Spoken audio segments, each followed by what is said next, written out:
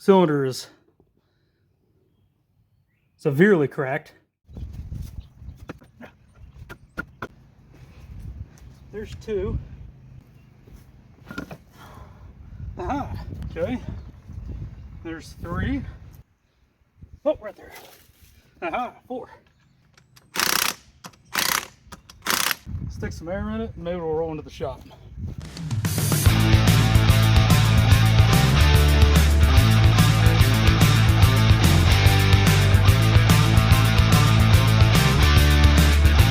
Alright, I have this 2007 Honda Rancher 400 ES. That stands for electronic shift. It shifts up here by the buttons, up, down, or it can just be in automatic mode, to where you just press the gas and go. I picked this up several months ago. Shoot, probably half a year or so. Farmer, probably just 10 miles east of me, had it for sale along with another one that they considered a parts quad. It was in pretty rough shape. So I opted not to buy that one. Only bought this one. They parked it about 3 months prior to me buying it. So probably getting close to a year now. Because they were having shifting issues, which a lot of these ES models do. The shift actuator is even partially unbolted there. The shift actuators, or the shift angle position sensor, or shift position sensor, I can't remember the official name. Those go bad. Those are only like $20. Those are like $100, give or take.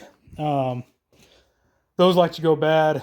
There is actually even a swap kit that you can do to make a manual. I haven't done one of those, but we'll see what's going on with it. It is a farm quad, so she's been used and abused, chasing cattle, fixing fence, that sort of thing. This tire does hold air, surprisingly. I didn't think it was going to. The other front one does not. It has about 1,800 little holes in it. Looks like they either ran over a thorn vine or some barbed wire. Mismatched rear tires. He was like, man, those are brand new rear tires. And I was like, well, that one is. Not so much the other, but farm quad, you gotta do what you gotta do. I understand it. I do have all the side covers and everything. They were having it worked on, or at least looked at, when I bought it. It did have a battery in it. It's been long robbed and taken out and then put in something else. So we'll have to throw a battery in it.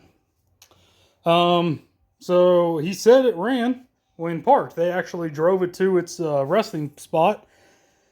And so he said it should at least crank. He never promised that it would fire up, but said that it would at least crank, and it didn't do anything.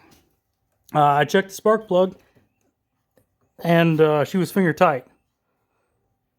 And even a little loose. It would just click. So came over here to the old pull start, and she froze. So I'm hoping just a little moisture got in there, froze up the rings. Gonna tear into this thing, see what we need to do. This will just be a quick and dirty video on what's going on with it. Let's get to it. Okay, well, these are pretty simple engines to work on, to tear down. Hardest part is removing everything on these four-wheel drives to even get to it. That's why I don't work on a lot of four-wheel drives. There's typically too much stuff. But when you see a good deal, you know, you just got to buy it and hope for the best. Obviously, when it was advertised and when I went to look at it, I thought it only had shifting issues, and you know, I was thinking maybe just a carb clean and replacing one or both of those common issues would get me by, but not the case. I did buy it for less than what was being asked. We'll see if I made the right decision or not. Looks like some 10 millimeters down here.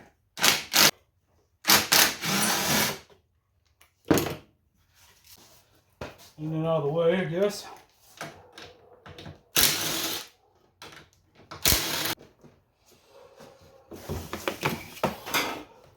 All right, 20 minutes later, gas tank out. Hasn't really been 20 minutes, but it hasn't been fast. Put those back so I don't forget where they go. These are typically reusable. Yep.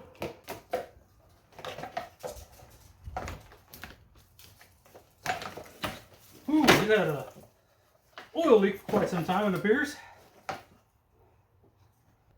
Angle you guys down a bit there so you can see what I'm working with. How thick that is. I think there's a bolt down in there.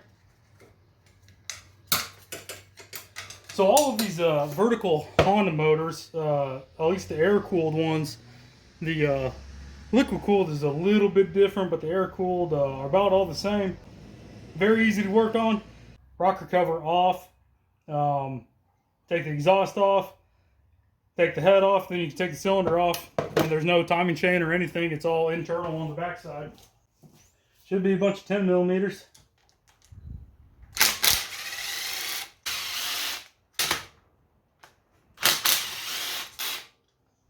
Okay, and if this is the first time you guys are seeing my videos, anytime I have a rocker cover like that where it's got a bunch of bolts, I don't take them out all the way. I just leave them in there, and just so you know exactly where they go and you don't have to fish for them or second guess.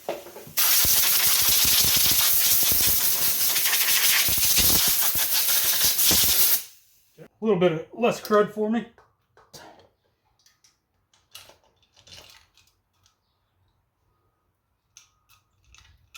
Oh, you guys coming with me or staying? Come with me, okay. So like I was saying, you take that valve cover off, and man, she's gunky, ain't she? And there's no cam, there's no timing chains, there's push rods. There's little passageways down in there for the rods. Some have, they don't have those guides, like the 250s don't. They use the gasket to actually align those, and then down there are lifters that sit on the cam. I'm taking note that there is a line that was on the exhaust side one, so I will put that one back in the same spot. So then I got to take off the two 10 millimeters on the exhaust, 14, 14, 14, 14, and there should be two 10s on the backside there, and then the carb boot. And well, that motor mount's already off. I think somebody was in here. Hopefully it was just because, well, that cap hasn't been off in quite some time. I wonder if they took it off to do something. Or maybe it's just an old rebuild, one of the two.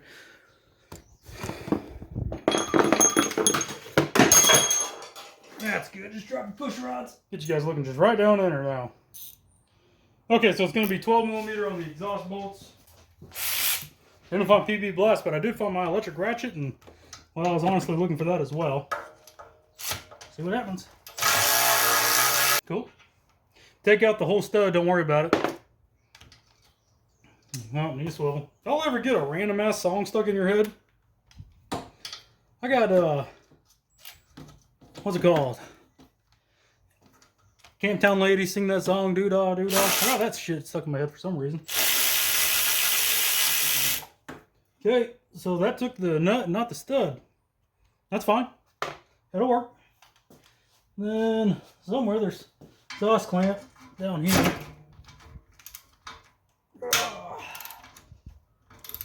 Those feel like they're gonna break. That's fine. Okay, the first one didn't.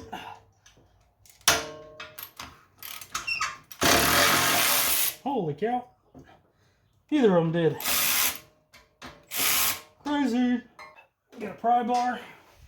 Off that exhaust. Out of the way first. Oh, there we go. Whew. A little bit of lube will go a long way there. I got to take off this car boot.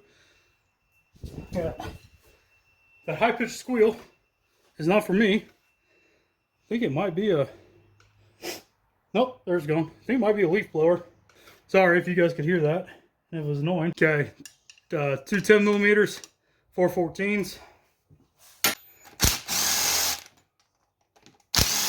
It looks like those push rod guys are part of the head gasket. So you're gonna have a washer underneath these head nuts as well.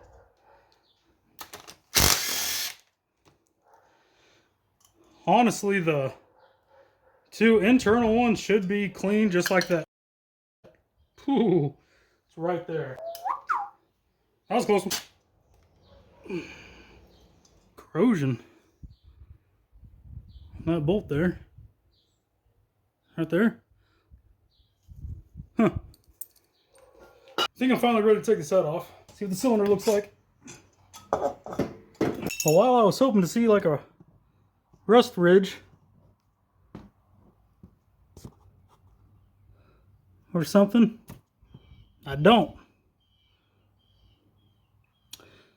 Uh-oh. Well, let's see if she'll rotate now.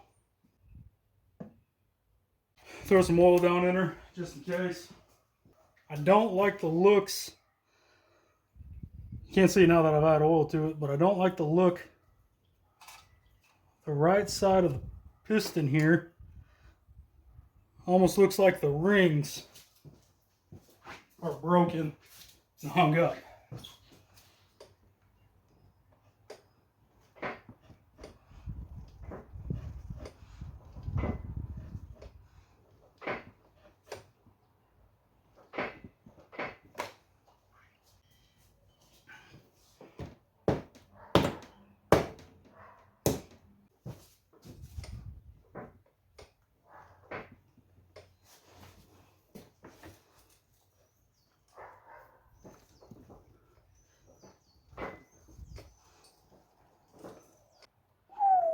Okay.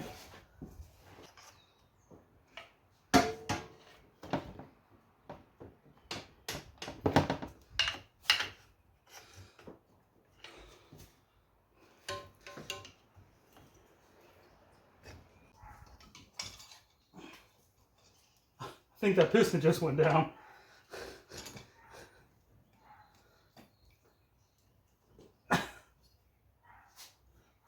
I don't even know what you guys are looking at right now, to be honest.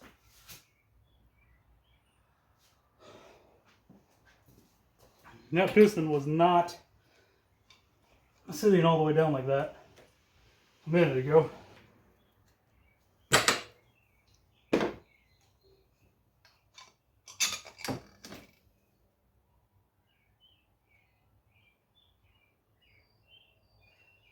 Ooh. Holy shit. Okay. Gonna come up. Nope. That crank.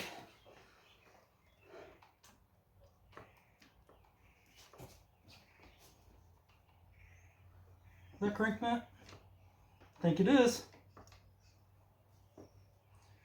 The piston is angled down. Cylinder is severely cracked. I told you I didn't like the looks of it. And then this piston is angled down. It's a lot higher over here. I think that crank's bent. And that would be my assumption.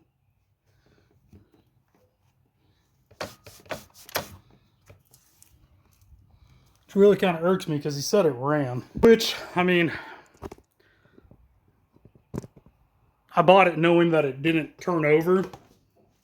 So, I mean, I guess I'm not terribly mad. It's just one of those things. And then maybe the guy didn't know. Who knows?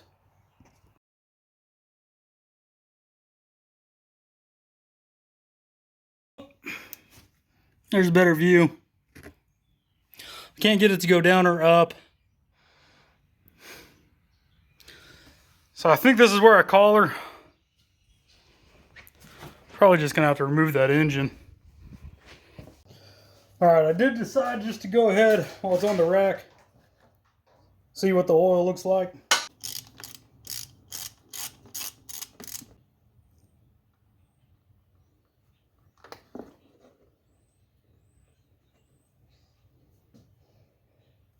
Well, it's got a lot of gas in it.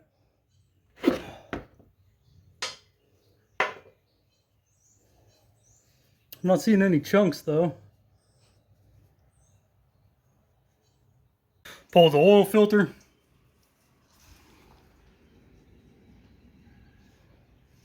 That's not glitter.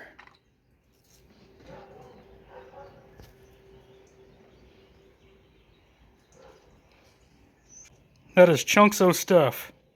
She done. That's gonna do it for this video, guys. I know it's short, sweet, to the point. Not a lot happened, but now I got to do some figuring on what I'm gonna do about this engine. Do I part this thing out? Do I try to find another one? Do I pull that engine out? Try to see what happened? Try to fix it? Comment down below what you would like to see me do with this thing, and maybe we'll do it. As always, thanks for watching, and always remember, keep it between the ditches, unless that's where you intend to go. Catch you on the next one.